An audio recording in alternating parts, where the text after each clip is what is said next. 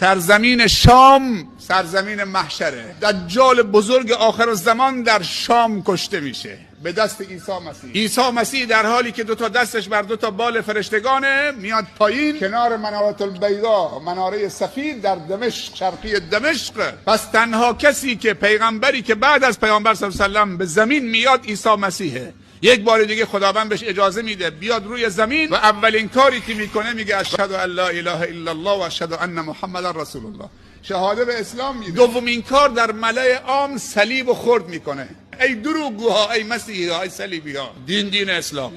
چون مسیحی ها گفتن ما عیسی رو کشتیم به دار کشیدیم، خداوند میگه اینا دروغ میگن. و ما قتلوه یقینا انی متوفیک و رافعک الیه، من تو رو قبض روح کردم و بلند کردم به آسمان. دشمنان عیسی مسیح رفتن که عیسی مسیح رو بکشن، به قتل برسانن. خداوند اونو قبض روح کرد و شبه صورت عیسی مسیح رو انداخت تو کسی که کار دستش بود، خنجر، تو صورت یکی از اونایی که جز قاتلین بود. و وقتی مسیحی ها رسیدن دیدن که چه؟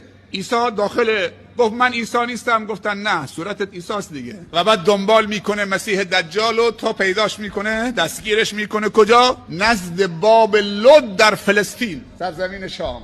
دجالو دستگیر میکنه و همونجا به قتل میرسه. بزرگترین